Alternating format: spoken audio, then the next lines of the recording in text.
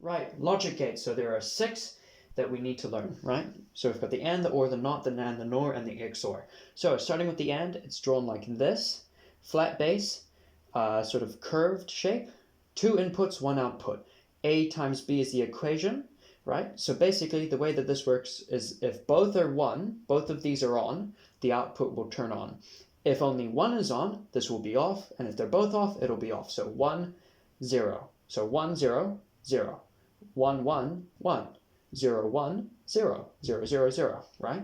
So you can think of it as A times B. 0 times 0, 0. 1 times 0, 0. 1 times 0, 0. 1 times 1, 1.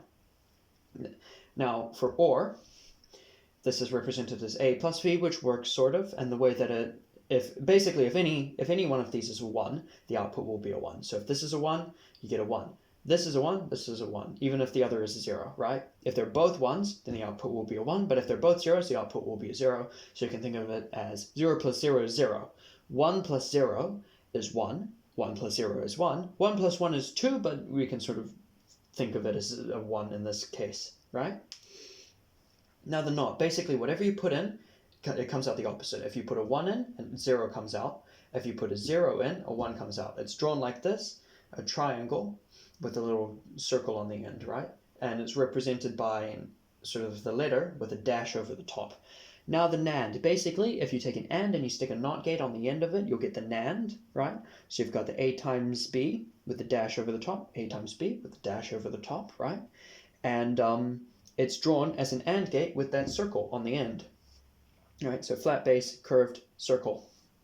Basically, if both are a 1, normally here in the regular AND it would output a 1, but here because it's the NAND it's inverted and it outputs a 0. If they're both 0, or if only one of them is on, so the regular output would be a 0, we get an output of a 1.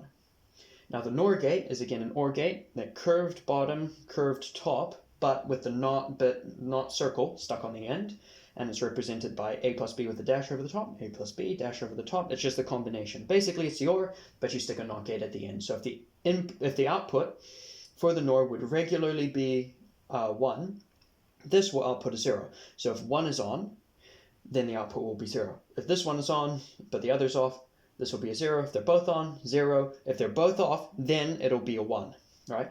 Now the XOR is like the OR, except if they're both on, then this stays off. So if both of these are on, this is a 0. If both of them are off, they're a 0. But if only one is on either one of these, then the output will be a 1. So it's drawn again like the OR, curved base, curved top, but then this additional curve here.